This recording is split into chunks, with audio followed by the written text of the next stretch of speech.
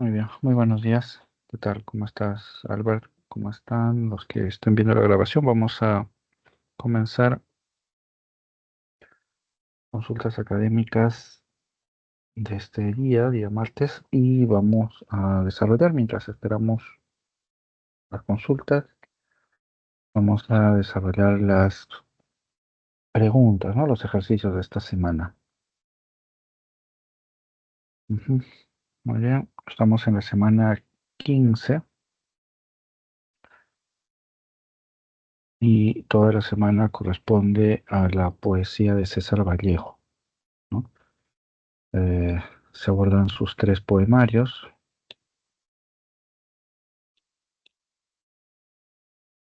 y se centra sobre todo en la vanguardia, ¿no? Como característica principal de su poesía, ¿no? Muy bien, vamos a ver los ejercicios y de paso vamos recordando algunos conceptos, algunas ideas, ¿no? Sí, ujú.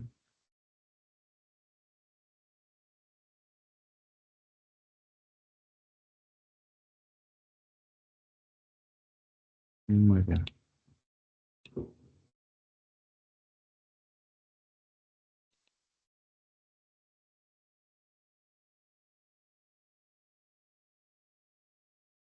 Ya, muy bien. Ujú.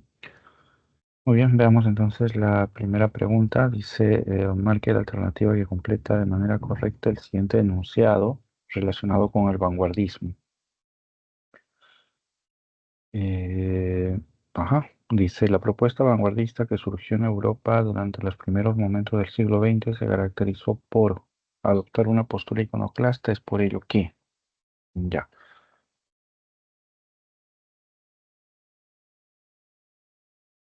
aquí lo que la pregunta nos está sobre todo pidiendo, ¿ya? Es definir el término iconoclasta, ¿no? De ahí la expresión es por ello que, ¿no? Es decir, ¿qué consecuencias trajo? Entonces, la idea que tiene que completar este enunciado es una que se derive a partir del término iconoclasta, ¿no? Y en ese sentido, la clave es la A, ¿no?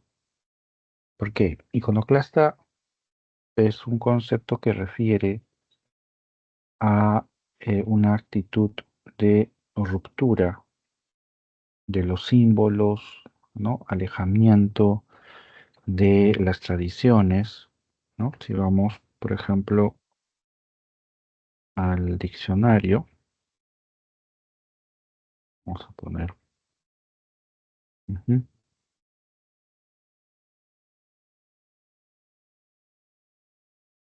ahí está.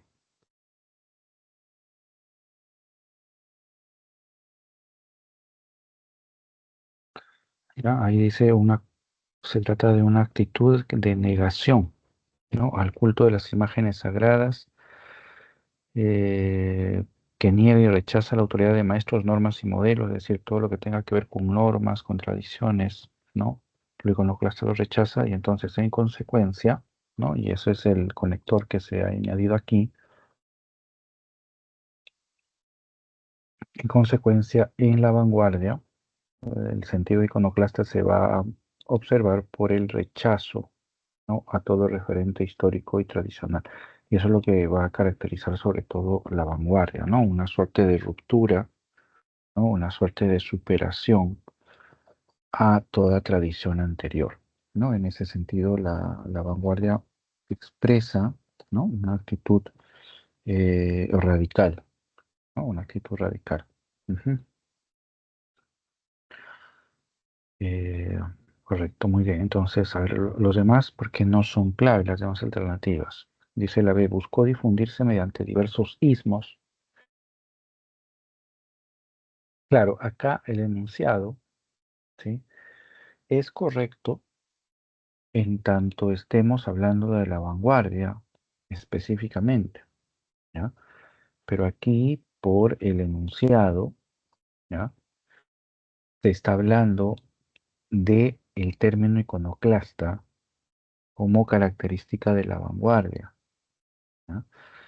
Entonces, por eso no es la B, ¿no? Porque la B no se está refiriendo al término iconoclasta, sino se está refiriendo a lo que viene a ser la vanguardia, ¿no? La vanguardia es un conjunto de ismos o de escuelas que comparten básicamente esta actitud iconoclasta y algunos rasgos más, pero que van a mostrar una propuesta singular cada una de ellas, ¿no? Veamos la C, dice, alcanzó su máximo esplendor en los años 20, ¿no?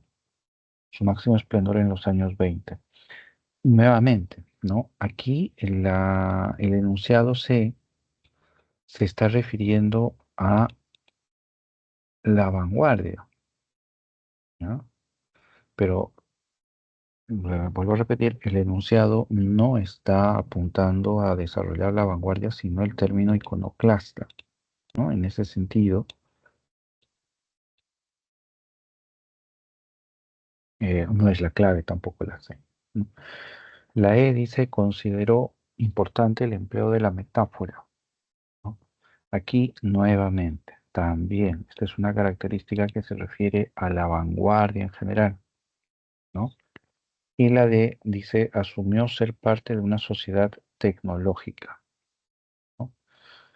Asumió ser parte de una sociedad tecnológica. Todas las demás alternativas, ¿no? Aparte de la A, tienen una misma materia, ¿no? Que es la vanguardia, ¿no? Entonces, pero la pregunta nos pide hablar de lo iconoclasta, ¿no? Eh, buenas tardes, buenas noches, Audrey, tal, ¿cómo estás? Estaba solamente repasando algunas de las preguntas de esta semana, ¿no? Para que esté en la grabación, pero si tienes alguna duda, alguna pregunta, alguna inquietud específica, bienvenida la pregunta, así que puedes abrir el micrófono o plantearlo por el chat. Sí, te escucho. Profesor, buenas noches. Sí, tengo una duda en una pregunta de un Ujú. examen pasado. No sé si lo podría pasar por el chat. Sí, sí, pégalo en el chat, no podemos comentarlo.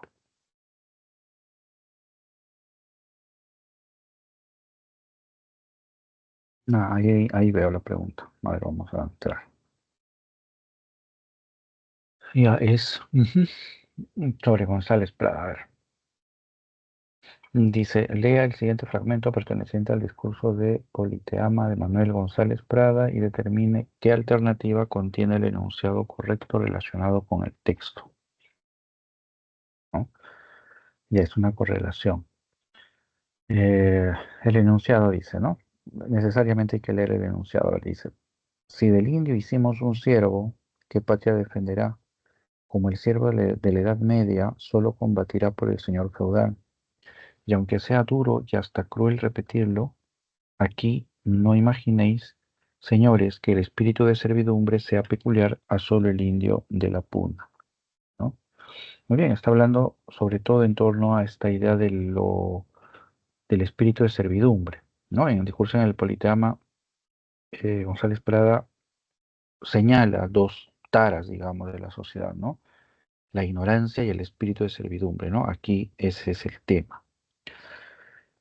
Y se está refiriendo sobre todo al indio, ¿no? Como una suerte de símbolo, de imagen de ese espíritu de servidumbre, pero luego termina diciendo, pero no es solo el indio, o sea, ese espíritu de servidumbre no es particular del indio, con lo cual está insinuando que es para todos, ¿no? También. A ver, veamos. La A dice, hace referencia al espíritu de libertad que el indígena representa. No, en ningún momento habla de la libertad acá, ¿no? Habla de la servidumbre, ¿no? Del espíritu de servidumbre, que es totalmente contrario a la libertad. Entonces la A no va. La B demuestra una clara postura anticlerical y de renovación ideológica. Bueno, eso es cierto, hablando de González Prada, pero particularmente en ese fragmento no se percibe esa postura anticlerical, ¿no? ¿Qué es lo anticlerical? Es una postura cuestionadora, crítica contra la iglesia, ¿no? Contra la orden, contra la institución, ¿no? Pero en ningún momento en el fragmento se menciona ni a la iglesia, ni a ninguna orden, ni a algún, digamos, rastro clerical, ¿no? Entonces no va. La C dice, expresa indiferencia ante las injusticias que oprimen al indio. Eh, bueno, la C podemos eliminarla por dos motivos, ¿no? Uno, que es la principal, dice expresa indiferencia. En el fragmento de ninguna manera podemos ver que expresa indiferencia, ¿no? Hay preocupación, hay reflexión, ¿no? Hay detenimiento sobre lo que digamos, sobre lo que soporta, ¿no? Ese sujeto indio, ¿no? Que él está describiendo. Entonces no hay indiferencia. Y en segundo lugar, el fragmento en particular no habla de las injusticias, habla del espíritu de servidumbre, que eso en tal caso podría ser consecuencia, ¿no? de las injusticias, pero no es la injusticia en sí, ¿no? Es solo la actitud, ¿no? De lo cual se está hablando acá. Entonces, no hay aquí tampoco idea de injusticia. Entonces, vamos con la D, a ver. Presenta una clara crítica a los discursos históricos de los románticos, ¿no? Sí tiene un tono crítico estas líneas, ¿ya? Eh, pero no aborda el romanticismo. O sea, eh, la crítica o la observación que está planteando González Prada en ese fragmento es sobre el espíritu de servidumbre del indio que lo lleva a no mostrar, ¿no? Un espíritu patrio, que no lo lleva a defender, ¿no? Su territorio, su patria, ¿no? Y que ese espíritu de servidumbre es parte también de la sociedad. Eso es lo que está diciendo. En ningún momento se menciona a los románticos, ni tampoco a lo que acá llaman discursos históricos, es decir, la inclinación hacia el pasado o la idealización del pasado, que es parte de la mirada romántica. Entonces, tampoco va. Hasta aquí nos quedaríamos con la E, pero a ver, vamos a ver. Dice, critica al Estado por la falta de oportunidades que ofrece al indio. No, a ver, critica al Estado por la falta de oportunidades que ofrece al indio. Ujú. A ver, si el indio hicimos un siervo, ¿qué patria defenderá? Como el siervo de la Edad Media, solo con materia de protección federal, y aunque sea duro y hasta cruel repetirlo aquí, no imaginéis, señores, que el edificio no sea peculiar sobre el indio de la Puna. Ujú. Mm, Ya, debe ser la E, ¿no? Porque la A no habla de la libertad, la B no habla de lo anticlerical, la C no expresa indiferencia, está reflexionando sobre el indio. La D presenta una clara crítica a los discursos históricos de los románticos. Mm, no, no está hablando tiene que ser la E, ¿no? Critica al Estado por la falta de oportunidades. Tal vez esa alusión a la E esté eh, en la primera línea, ¿no? Cuando dice, si del indio hicimos un siervo, ¿qué patria defenderá? Mm, Como el siervo de la Edad Media. Claro, se puede asumir implícitamente, aunque no hay un punto que me lleve a mí a afirmar la idea del Estado, pero es la que más se acerca, ¿no? Porque la idea de que el indio, ¿no? Vive como un siervo, ¿no? Eh, entonces no tiene un sentimiento patriótico, no tiene un sentimiento, y tal vez por ahí es por donde se refiere la idea de que El Estado, dice, critica al Estado por la falta de oportunidades que ofrece el indio. Quizás por ahí podría ir, ¿no? Mm, pero es bien curioso. ¿Cuál era tu alternativa o tu duda? Para mí va la E, me parece, que es la que más se acerca. Sí, justamente, bueno, yo había marcado la B, pero como ya explicó la razón por qué no sería, ya comprendo por qué es la E entonces. Ajá. Vamos a verificarlo. ¿Tienes el dato de qué examen es? Sí, es del 2022, pero sí, aquí me marca como la clave que es la E. Ya te marca la clave la E. Bueno, no me convence, te puedo decir así, que sea la E. No me convence en el sentido de que este es por descarte la que se acerca más, ¿no? Pero la idea de Estado no la veo muy fácil de inferir acá, ¿no? Eso es lo que es un poco débil ahí la E, pero llega a ser la clave porque la A, la B, la C, la D sí son absolutamente contrarias. O sea, no hay ambigüedad, ¿no? Así que por ese motivo sería la E la clave, ¿no? Pero hay esa... em, eh, Claro, aquí me aparece, dice, como solución, Manuel González Prada se orientó a la renovación ideológica y consideró que el indio constituía una clase social explotada a la que había que reivindicar. claro, pero esa idea no está acá en el fragmento, ¿no? O sea, claro, se puede inferir si uno lo contrasta con Claro, teniendo el, la teoría como tal. claro, ¿no? Sabiendo todo el discurso, quizás así, ¿no? Pero bueno, sí, la pregunta, sacándolo por descarte, sale, ¿no? Ahí está la clave de la E, ¿no? Porque, como te decía, la A, la B, la C, es clarísimo que no son por los puntos, y la E es la que definitivamente más se acerca, ¿no? Esa sería. Pero es una pregunta así media ambigua, eso sí te lo señalo, ¿no? La E es una inferencia, eh, yo la catalogaría como un poco alejada, ¿no? Un poco así distante. Ya no es tan clara, me parece. Pero es la mejor. Ujú. Muy bien.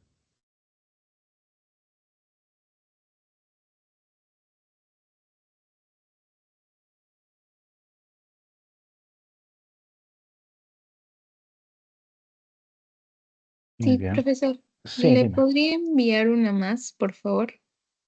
Sí, claro, no, no te preocupes.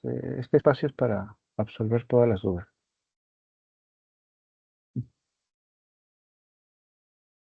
Muchas gracias, ya se lo estoy enviando. Ya, ahí lo veo. Ujú.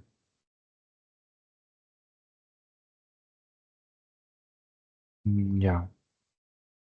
Dice, marque la alternativa que completa de forma correcta las características del estilo simbolista en la obra de José María Guren. Ya.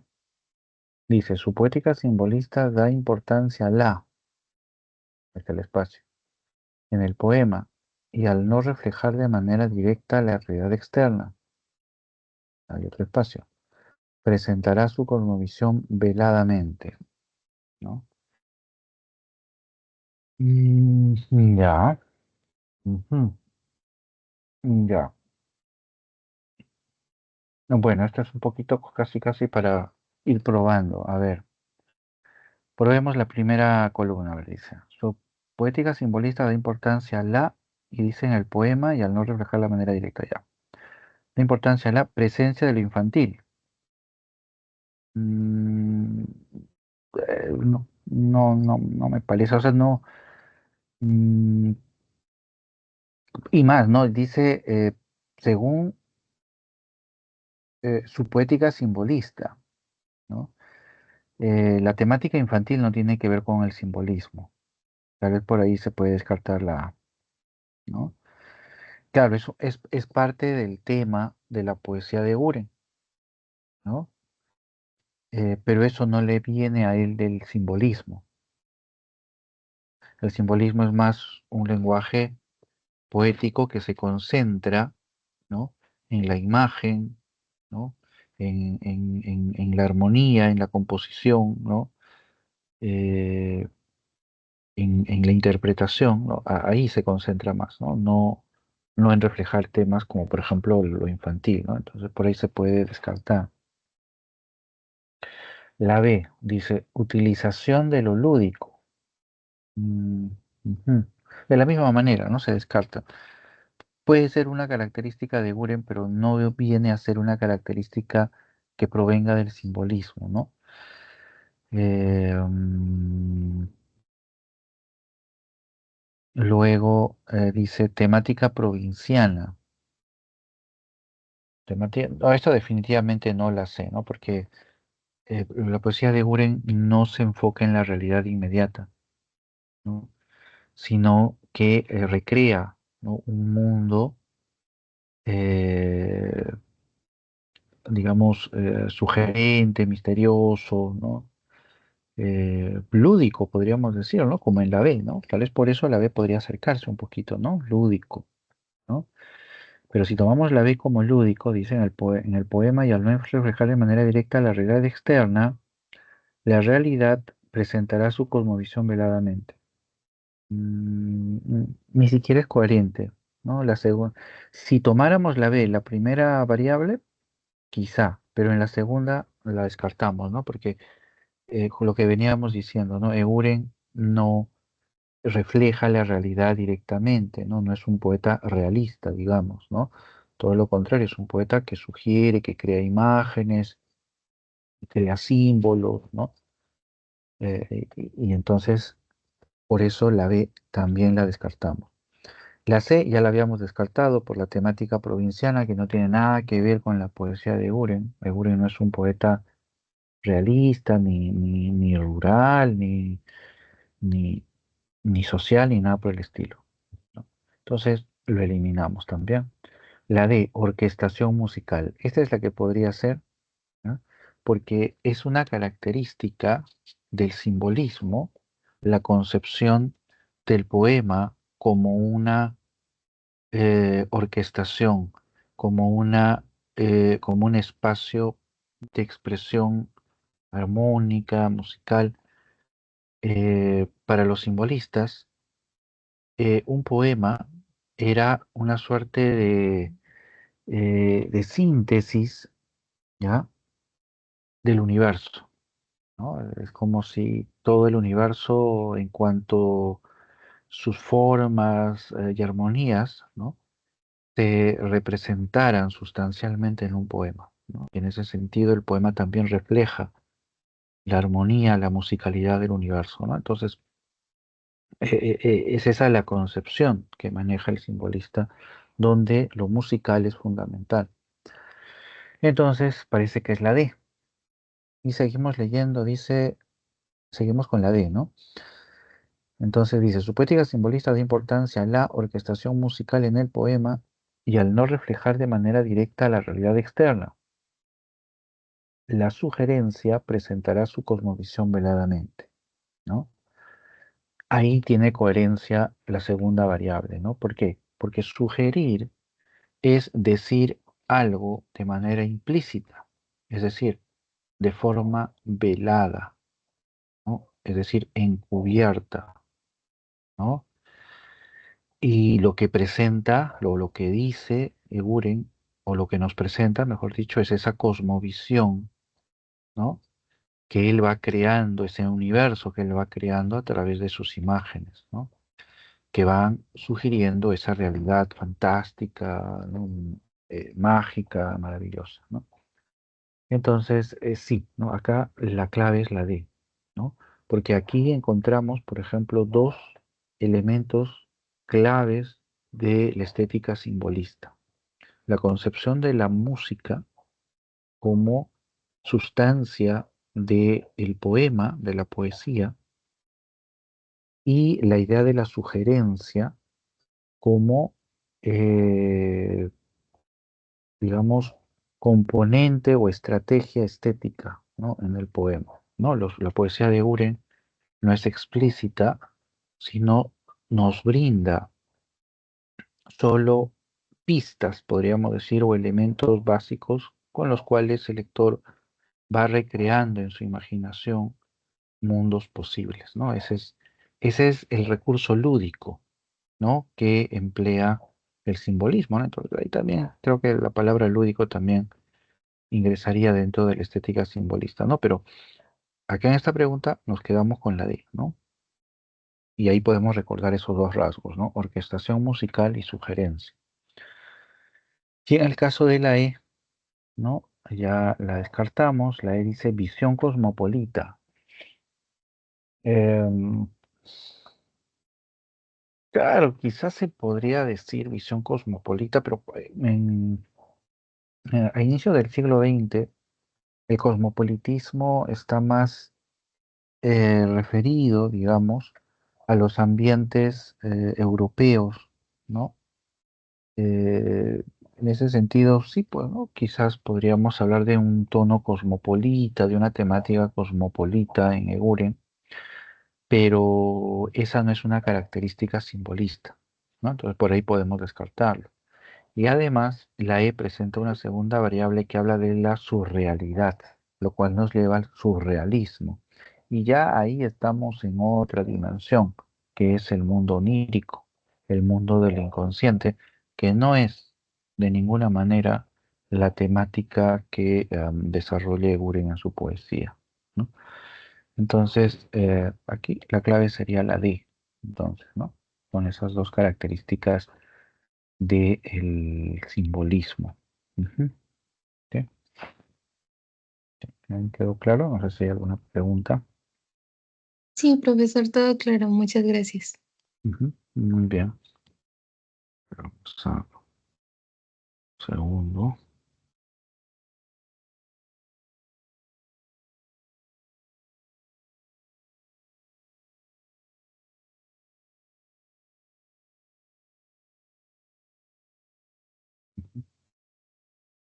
Bien. Entonces, mientras continuamos con las preguntas, vamos a seguir comentando los ejercicios de esta semana, ¿no? Llegamos a la pregunta número 2, y aquí en la pregunta número 2 nos piden trabajar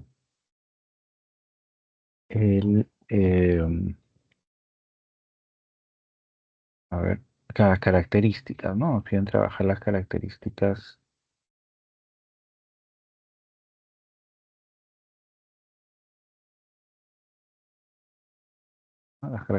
de la vanguardia. A ver, un segundo.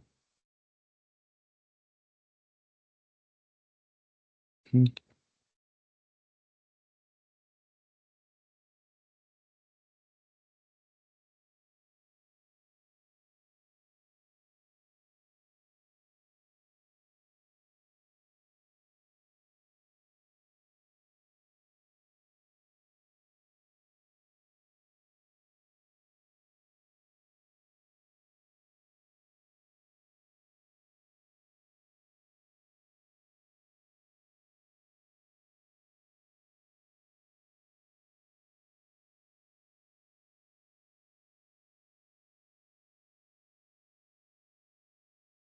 ya, muy bien.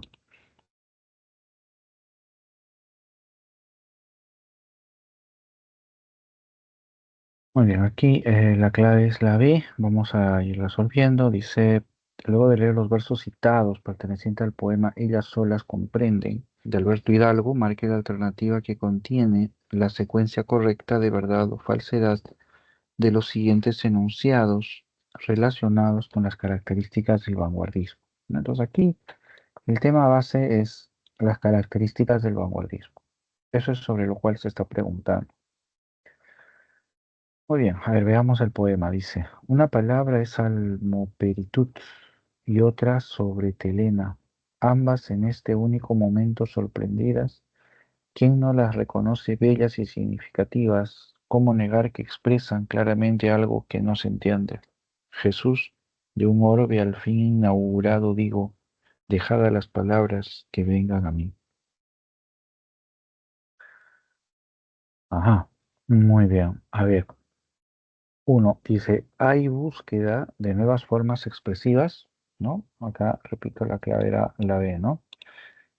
Sí, correcto. Aquí se está refiriendo a la creación no solamente de expresiones nuevas, sino de contenidos, ¿no? Viene a ser los neologismos. Esta suerte de sentidos, ¿no? Que va construyendo el poema a partir de términos nuevos, ¿no? Diferentes, ¿no? Acá, por ejemplo, vemos la palabra almoperitud, ¿no?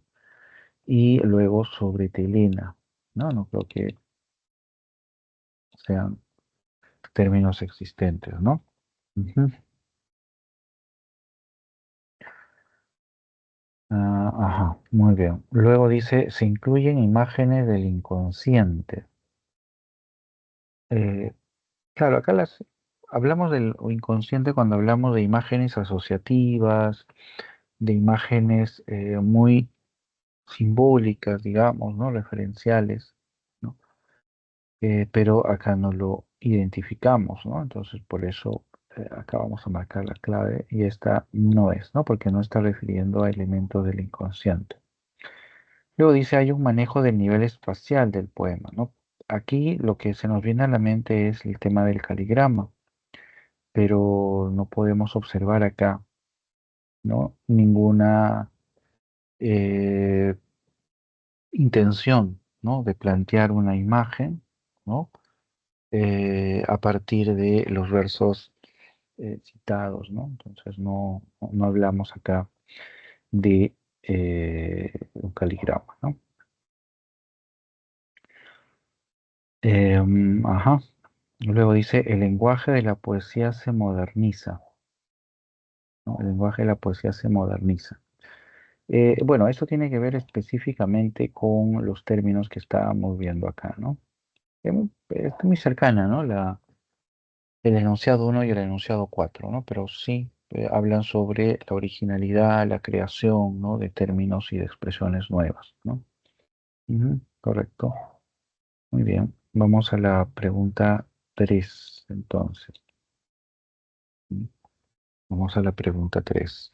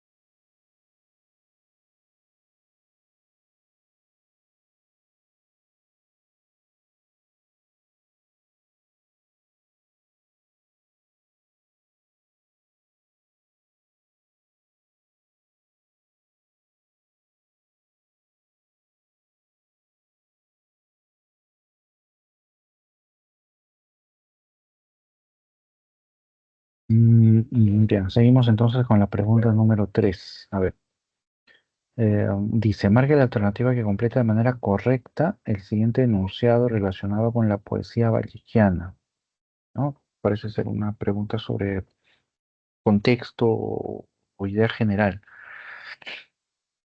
Dice, el poemario Los Heraldos Negros de César Vallejo, allá, se refiere a los Heraldos Negros, entonces, ese es el tema. Pertenece al periodo D, ¿ya? Pues el legado de escritores como Julio Herrera y Racing aún está presente. En la última sección de este libro, denominada Canciones del Hogar, y ahí viene una idea. Bueno, acá la pregunta, yo creo que solo hay que precisar un punto para poderla develar, ¿no? ¿A qué periodo pertenecen los Heraldos Negros, ¿no? Recordemos, en Vallejo encontramos tres periodos. El periodo de influencia modernista, ¿no? Y el periodo vanguardista y luego el periodo de compromiso político, ¿no?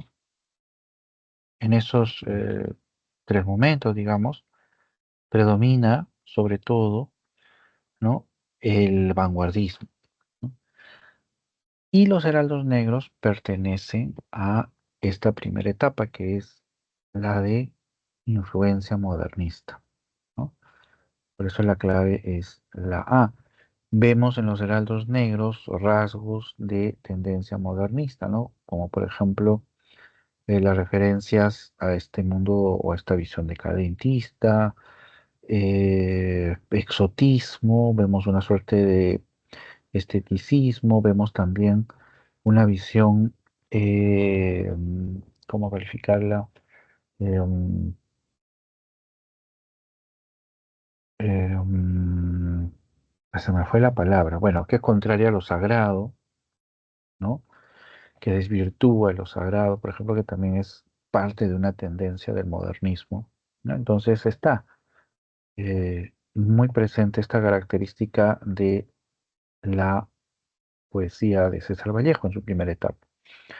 Con esto ya se anula pues todas las demás alternativas, ¿no? Porque eh, no es de tendencia vanguardista, no es de compromiso político, este periodo no está dentro de sus descripciones y experimentación formal es más una característica que un periodo.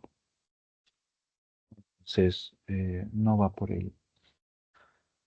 Y la clave termina con la expresión, dice, se encuentra en los textos más originales, ¿no? Claro, dentro de este poemario, Los Heraldos Negros, que es una suerte de, digamos, de vitrina o de muestra de el estilo modernista, vamos a encontrar en los poemarios finales que están reunidos en este apartado titulado Canciones del Hogar, donde Vallejo experimenta con una nueva temática, con una nueva forma. Hay ya un Vallejo mucho más cercano a Trilce, a lo que viene, ¿no?, que hacia el modernismo, ¿no? Y eso marca también como una importante diferencia, ¿no? Ujú. Muy bien, vamos con la 4. A ver, aquí la 4, la clave es la C, ¿no? La pregunta es, dice, ¿qué tema del poemario Los Heraldos Negros de César Vallejo se infiere, ya, se infiere a partir de la lectura de los siguientes versos pertenecientes al poema Huaco, ¿no? Entonces aquí es una pregunta sobre el tema, ¿no? Dice, soy el pichón de cóndor desplumado, por latino arcabuz, ya flor de humanidad floto en los Andes como un perenne Lázaro de luz. Yo soy la gracia incaica que se roe en áureos coricanchas bautizados de fosfatos de error y de cicuta. A veces en mis piedras se encabritan los nervios rotos de un extinto puma, ¿no? A veces en mis piedras se encabritan los nervios rotos de un extinto puma. Ya, muy bien. Ajá, muy bien. Entonces la C dice la exaltación del origen andino del poeta. Claro, este es uno de sus temas relevantes en los Heraldos Negros, porque es un poemario, Los Heraldos Negros, de tinte modernista, no exotista, pero ese conjunto de poemas, ¿no?, como este de acá, ya, a pesar de que muestra elementos exóticos, ya se enraiza, ¿no?, en una realidad más concreta, ¿no? Y es, en este caso es el mundo de la provincia, ¿no? Y eso es lo que eh, se puede observar, ¿no? Y es uno de los temas recurrentes en la poesía de Vallejo.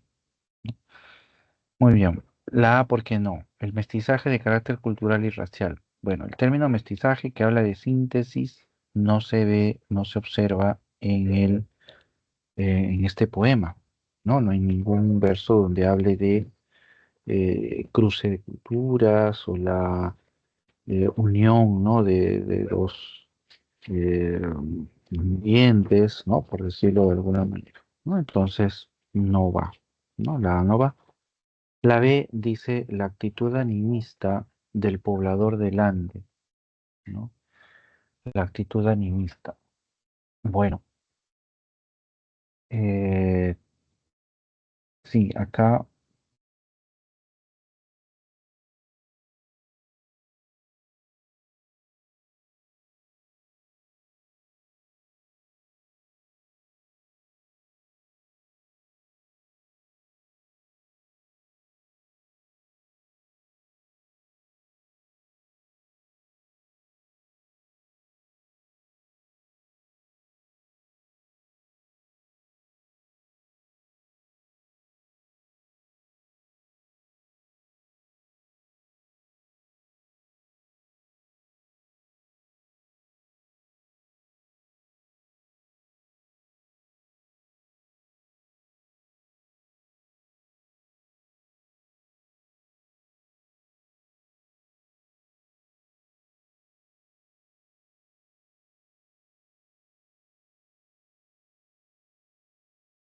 ya, entonces, en la B, actitud animista, ¿no? No hay una actitud animista porque no se observa, ¿no? Esa mirada sobre la naturaleza, ¿no? Que la describa como vitalizada, como activa, ¿no? Entonces, tampoco podemos hablar entonces de actitud animista, ¿no? La E dice la majestuosidad de la fauna andina, ¿no? Va en el mismo sentido de la B, ¿no? No hay aquí una referencia a la fauna andina, ¿no? No nos habla, bueno, nos habla del puma, ¿no? Pero de ahí nada más, no nos habla de algún otro animal para poder ahí decir que se está describiendo la fauna, ¿no? Y la D dice el rechazo al influjo del mundo occidental, ¿no? El rechazo al influjo del mundo occidental. Mm, Se menciona quizás elementos, ¿no? Pero los rechazos, no hay ninguna negación, ¿no? Yo no veo aquí ningún rechazo, ninguna, digamos, oposición, ¿no? Ninguna mirada crítica o cuestionadora al respecto, ¿no? Así que en ese sentido no va, ¿no? Y la D dice el rechazo al influjo del mundo occidental, ¿no? El rechazo al influjo del mundo occidental, ¿no? Que es lo que se puede observar ahí, ¿no? Ujú. Mm, sí, pues, muy bien. Ajá. Entonces, no va, no va. Muy bien. Vamos con las 5 entonces. Aquí está partida las 5, no importa, vamos a describirla.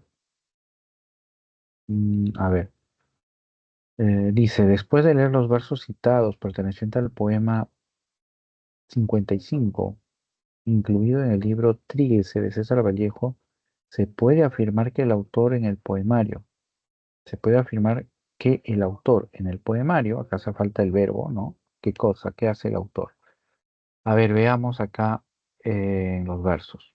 Dice, ya la tarde pasó 10 y 6 veces por el subsuelo empatrullado y se está casi ausente en el número de madera amarilla de la cama que está desocupada tanto tiempo allá frente. Ujú. Muy bien, la clave es la D. Dice, emplea, ¿no? Una escritura que se aleja de toda normatividad, ¿no? Claro, vemos, por ejemplo, acá, ¿no? Eh, a ver, dice, Ujú.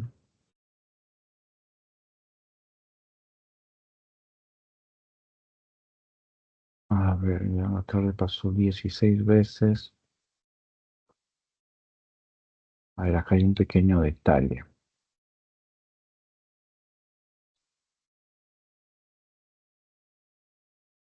A ver.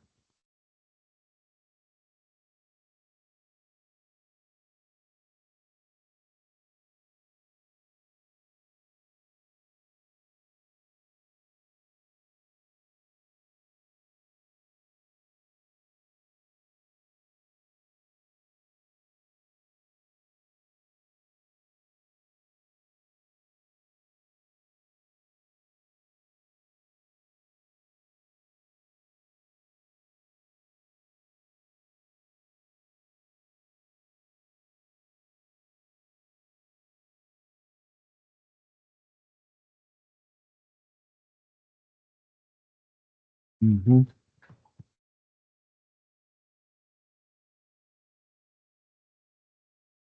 Ya.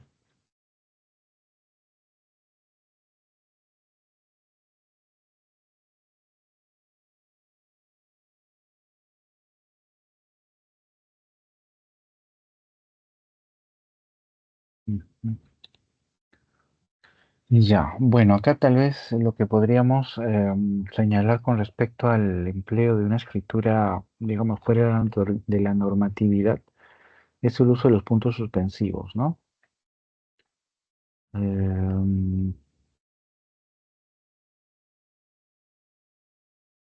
sí, porque acá en la explicación dice, eh, deja a un lado las normas de la correcta escritura, pues altera mayúsculas con minúsculas, pero yo no veo acá que escriba mayúsculas y minúsculas combinadas. Hace uso de neologismos.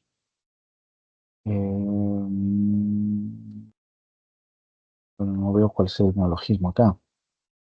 Repite la misma letra en una palabra. Eh, bueno, podría ser, ¿no? No sé cuál, pero ya. Pero lo que sí podríamos en tal caso señalar para que sea esta la respuesta, ¿no? La de es el uso, por ejemplo, de los puntos suspensivos, ¿no? Que marca un quiebre, digamos, a la normativa, ¿no? A la normatividad. Ujú. Muy bien. A ver, ¿por qué no es lo demás? Dice, utiliza un lenguaje provisto de neologismos y arcaísmos. De neologismos y arcaísmos. Bueno, no vemos neologismos y tampoco, sobre todo, no vemos arcaísmos, ¿no? Eso en tal caso es lo que podría estar invalidando acá. B. Alterna el uso de la métrica tradicional con el verso libre, ¿no? Alterna el uso de la métrica tradicional con el verso libre. Y claro, podría ser, ¿no? Podría ser el uso del verso libre que vemos acá, ¿no? Vemos claramente el verso libre a partir de la extensión, ¿no? Que se observa. Ujú.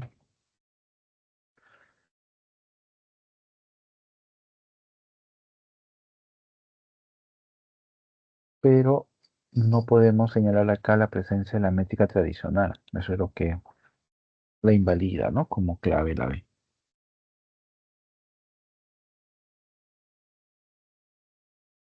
La C dice incorpora varios términos relacionados con la tecnología. Mm, no hay ninguna referencia, ¿no? A lo que sería, por ejemplo, que mencione, pues, eh, tren, avión, cinematógrafo, por ejemplo, ¿no? Algunos elementos que para esa época eran símbolo, ¿no? De la tecnología. Entonces no va. Y la E dice recurre a una caligrafía que se le consideraba caprichosa. A una caligrafía, una ortografía sería, ¿no? Ujú. pero definitivamente no va caligrafía, ¿no? No, no, no encaja. Ujú. Muy bien. Vamos con las 6.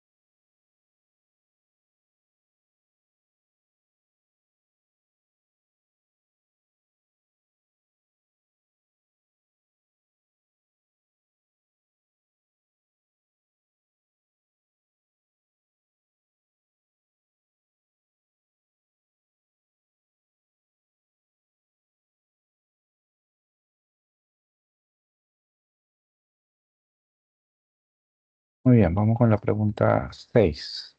Ujú. Vale, un segundo, la cámara está apagada. Ya. Dice, luego de leer los versos citados pertenecientes al poema 3 del libro Trilce, de César Vallejo, marca la alternativa que contiene los temas desarrollados en el poemario. A ver, los temas, pero ya estamos en Trilce. A ver, dice, las personas mayores, ¿a qué hora volverán? Da las 6 el ciego Santiago y ya está muy oscuro. Madre dijo que no demoraría.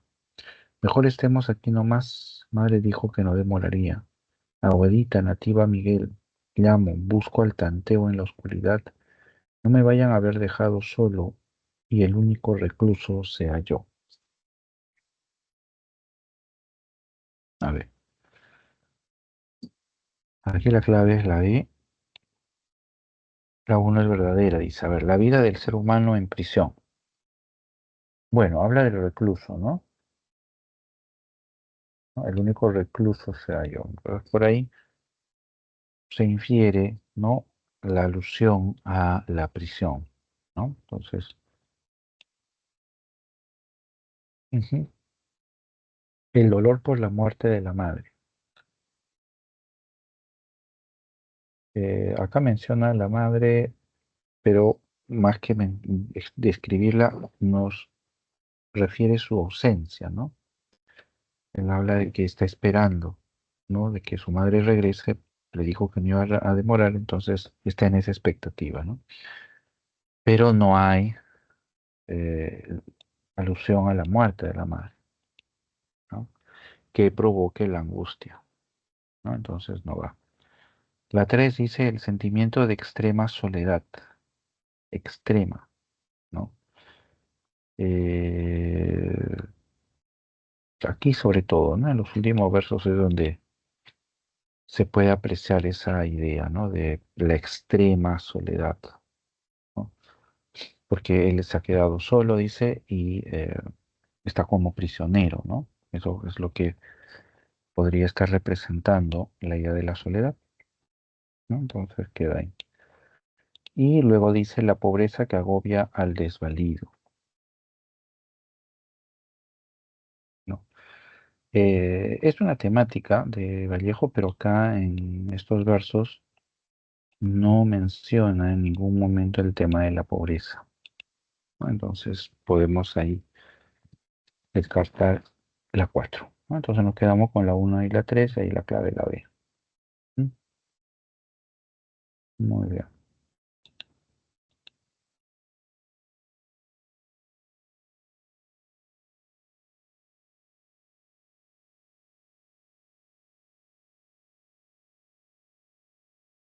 Muy bien. Luego dice, con respecto a la verdad o falsedad de los siguientes enunciados relacionados con el estilo del poemario César, de poemas humanos de César Vallejo, el estilo, ¿no? Acá está preguntando el estilo, ya no es el tema, sino el estilo. Marque la alternativa que contiene la secuencia correcta, ¿no? Entonces, la clave aquí es la C, ¿no? A ver, veamos. La primera verdadera dice, desarrolla una tendencia a la dramatización. Pues sí, ¿y cómo se observa? Por ese carácter dialógico, coloquial con el que Vallejo escribe sus poemas. Tal es así, por ejemplo, como evidencia que en los poemas, ¿no? Vallejo constantemente está interpelando a alguien, ¿no? Le habla al lector o le habla a una persona, a un sujeto, ¿no?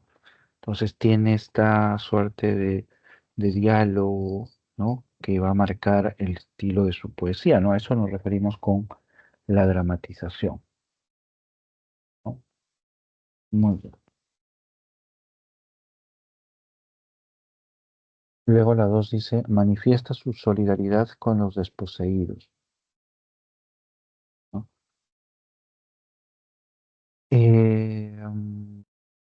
Ujú, ujú, no, claro. Esta parte de acá, si vemos la solución, claro, ¿por qué la invalidan? Porque no es, dice, un estilo.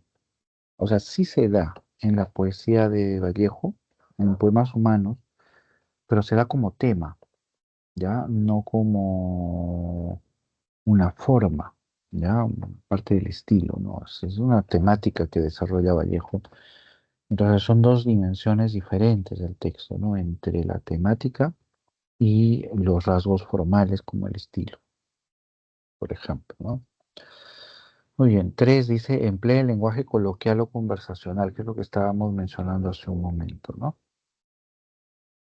Interpela, dialoga, contrasta con un interlocutor, ¿no? A quien constantemente él enuncia, ¿no? Y la 4 dice, hace uso de términos que expresan oposición, correcto, ¿no? Es decir, que contrastan, ¿no? Y eso sí es cierto, ¿no? Es parte del estilo, ¿no? Eh, esta manera en la que Vallejo va planteando las ideas, siempre contrastándola, ¿no? Con su contraparte o con su contrario. Ujú. Muy bien. Vamos entonces a la pregunta 8. A ver, un segundo. Ujú.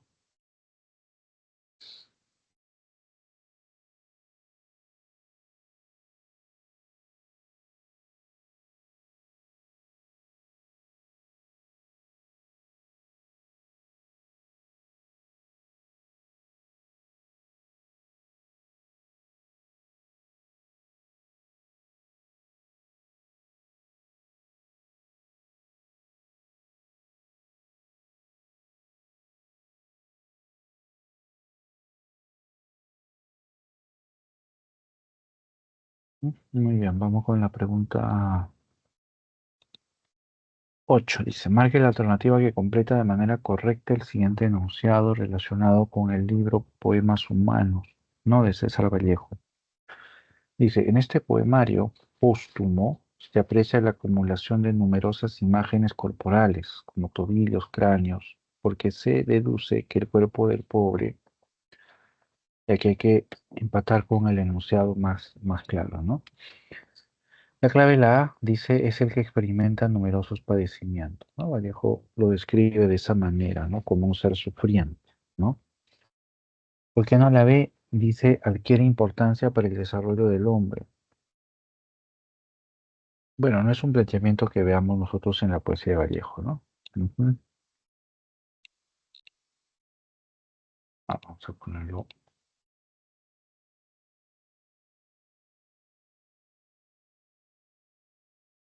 Ahí está.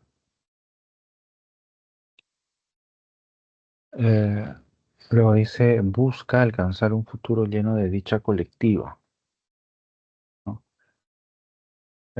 Bueno, este es un tema de la poesía de Vallejo, pero no es la que se vincula directamente con las referencias al cuerpo, al parte o al aspecto del corporal, ¿no? La E dice, se encarga de reflejar la concepción de solidaridad, ¿sí? reflejar la concepción de solidaridad.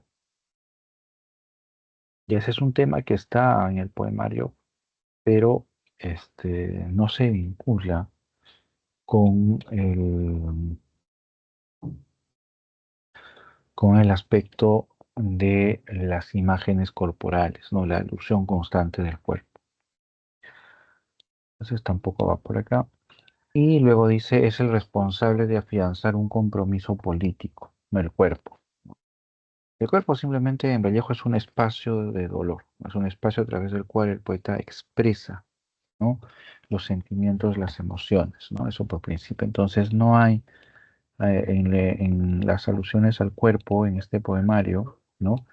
Que se involucren con conceptos o posturas políticas, ¿no? Entonces no va por eso también, está claro.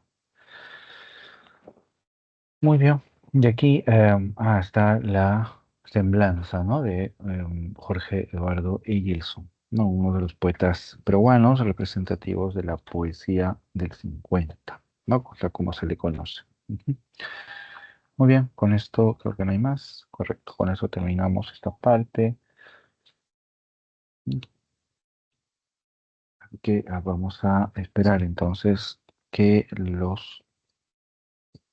que nos planteen las consultas correctas.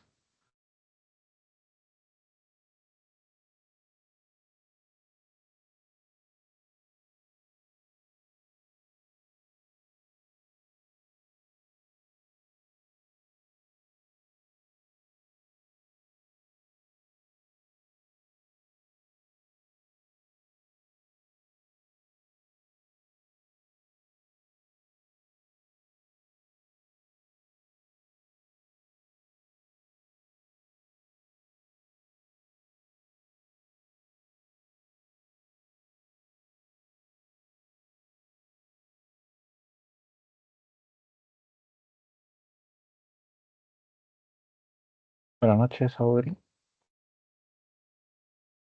Ujú. Buenas noches, profesor. ¿Tienes alguna consulta?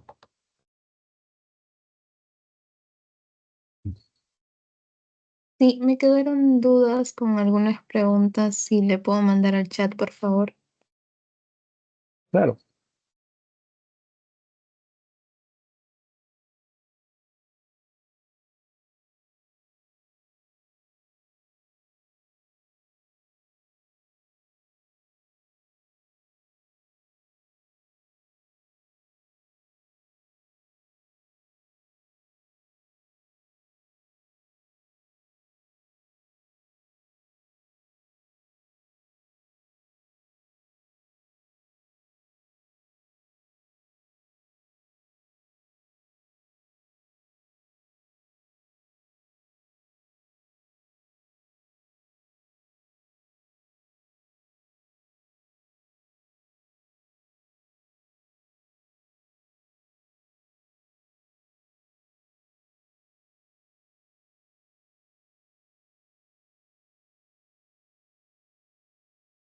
Bien, ahí veo una de las preguntas. Ahora vamos a verla. Ajá. Ya, esta pregunta es sobre Aves sin nido. Ajá. Dice, la novela Aves sin nido de Clorinda Mato de Turner tiene como uno de los escenarios al pueblo de Quillac en el Cusco. En el argumento se relata la explotación y abuso contra los indígenas, como ocurre con las hostilidades hacia la familia Yupanqui y los indios Champi y Pancorbo. Entre los personajes centrales destaca el matrimonio de Fernando Marín y Lucía, quienes profesan una conducta protectora con los Yupanqui y sus hijas, Margarita y Rosalía, a quienes adoptan al fallecer los padres. Finalmente, los Marín emprenden un viaje de la sierra hacia la capital peruana. Indique qué valoración adquiere en la novela este desplazamiento a la ciudad. Bueno, el enunciado hace un resumen de la obra y se centra en el espacio de la ciudad, ¿no? Que no aparece en realidad en la novela, ¿no? Pero sí se presenta porque ellos salen, ¿no? De Quirac rumbo a la capital, ¿no? Y lo hacen porque al final eh, abandonan, digamos, ese espacio de conflictos, ¿no? Del espacio rural, del Tequillac, y quieren regresar por eso a la ciudad, ¿no? Y se llevan consigo a Margarita y Rosalía. Entonces ahí es donde el espacio de la ciudad eh, empieza a adquirir un valor, ¿no? A ver, veamos las alternativas. Dice, la urbe limeña es un territorio que muestra su hostilidad con los migrantes. Ya, eso no se expresa acá, sino en realidad los valores que va a adquirir la ciudad van a ser positivos, ¿no? O los rasgos, mejor dicho, van a ser positivos. Entonces la A no va. B dice, la capital peruana representa una esperanza para todo poblador de Quillaca. Mm, podría ser, ¿no? La C dice, Lima adquiere una significación como escenario de refugio contra los abusos. Ya.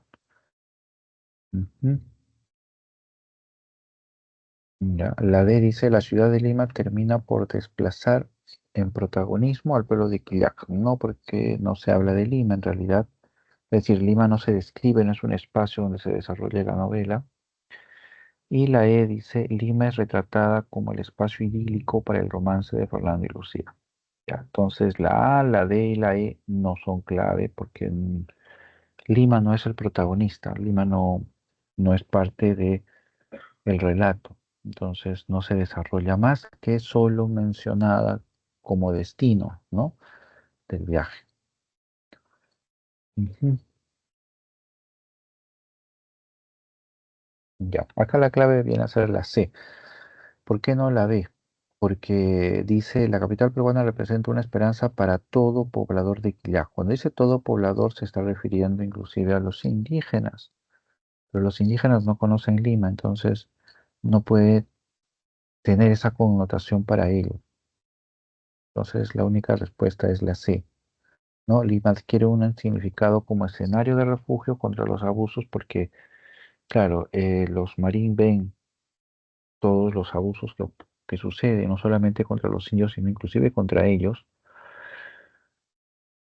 y eso los motiva al final a abandonar, ¿no? El pueblo de Quillac y regresar a Lima, ¿no? Como una forma de refugiarse, de protegerse precisamente de ese caos, ¿no? Y es por eso que se llevan consigo también a las huérfanas yupanqui, ¿no? Esa es la idea de la fe.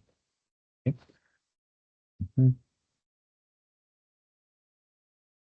Muy bien. A ver, vamos a ver la siguiente.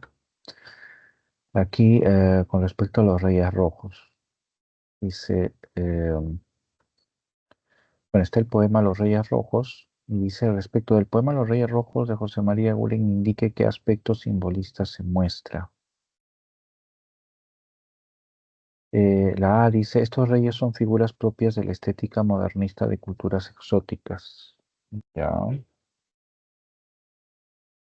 En el poema los protagonistas son un retrato de la clase social de la nobleza. La presencia de los reyes es una representación de los poderes monárquicos. Los personajes simbolizan la lucha humana de la vida. Y los reyes rojos son personas recuperados de la herencia romántica de la vida. La clave acá es la D. ¿Por qué? Porque algunas de las alternativas podrían ser posibles como interpretación, ¿no? Por ejemplo, esta que dice la... eh, en el poema, los protagonistas son un retrato de la clase social de la nobleza, ¿no? Podría, ¿no? O sea, de alguna manera interpretarse de esa forma, pero lo que nos indica el enunciado es que hay que marcar la idea que se vincule con el aspecto simbolista, ¿ya?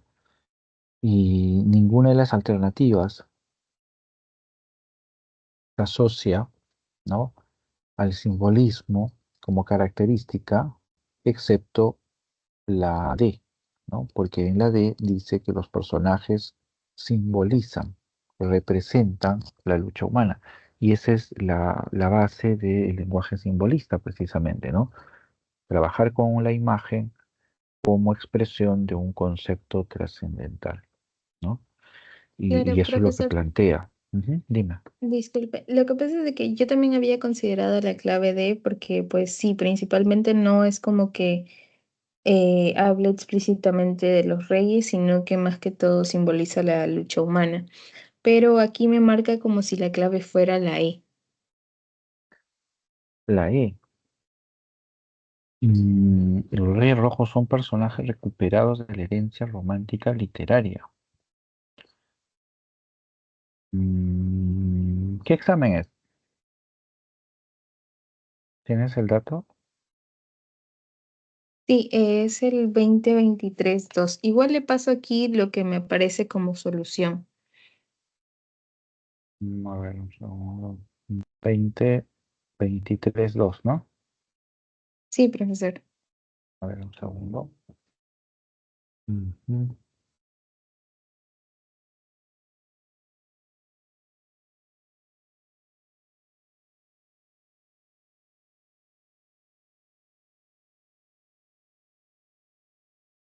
A ver,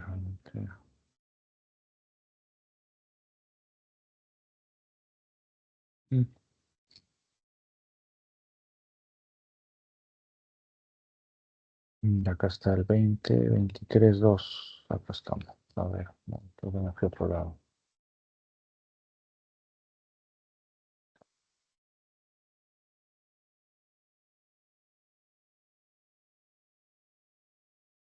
Ya. 20, 23, 2. Va a ser el tercer examen, ¿no? O el cuarto. Ese es el cuarto, no, no, el tercero. Tercer examen.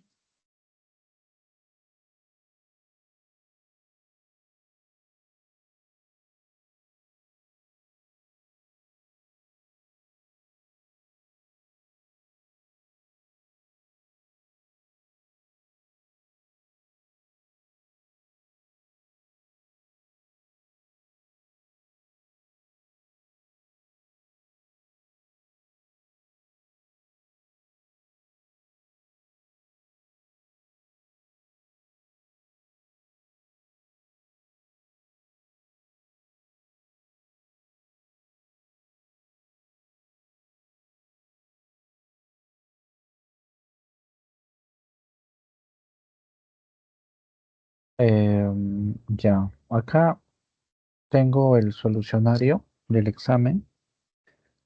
En tal caso, tal vez hay un error ahí, ¿no? Porque, por ejemplo, en la solución que proponen, dice, la poesía de José María Guren es simbolista y se caracteriza por su sugerencia, ¿no? En el caso del poema, la propuesta no es explícita, por ello se puede interpretar el poema como una lucha de la vida humana como parte de su esencia, dice, ¿no? O sea, esa explicación de la solución estaría dando como clave la D, ¿no? Ok, Y, ok. ¿no? Entonces, la D es la clave. Ujú. Ya, a ver, el siguiente, ya, vamos a ver, las dos últimas, ya, porque ya son las 8. A ver, 56. Dice, hablo, señores, de la libertad para todos y principalmente para los más desvalidos. Ah, ya, discurso en el Politeama. Ajá, no forman el verdadero Perú las agrupaciones de criollos y extranjeros que habitan la faja de tierra situada entre el Pacífico y los Andes. La nación está formada por las muchedumbres de indios diseminadas en la banda oriental de la cordillera, ¿no? 300 años a que el indio rastree en las capas inferiores de la civilización, siendo un híbrido con los vicios del bárbaro y sin las virtudes del europeo. Enseñadle siquiera a leer y escribir y veréis si en un cuarto de siglo se levanta o no a la dignidad de hombre. Entonces dicen, el texto citado perteneciente al discurso en el Politeama de Manuel González Prada por la temática y el estilo de la prosa corresponde al... Eh, bueno, esta es una pregunta, este, que la podemos definir por el contexto, ¿no? Porque en el temario no se habla sobre el estilo de la prosa exactamente, ¿no? Por la temática podríamos sacarla, ¿no? Y por el contexto, ¿no? La clave acá es la A, que es el realismo, ¿no? Por la manera directa, ¿no? Las ideas que propone, ¿no? por la reflexión social, por ejemplo, iríamos por el realismo, ¿no?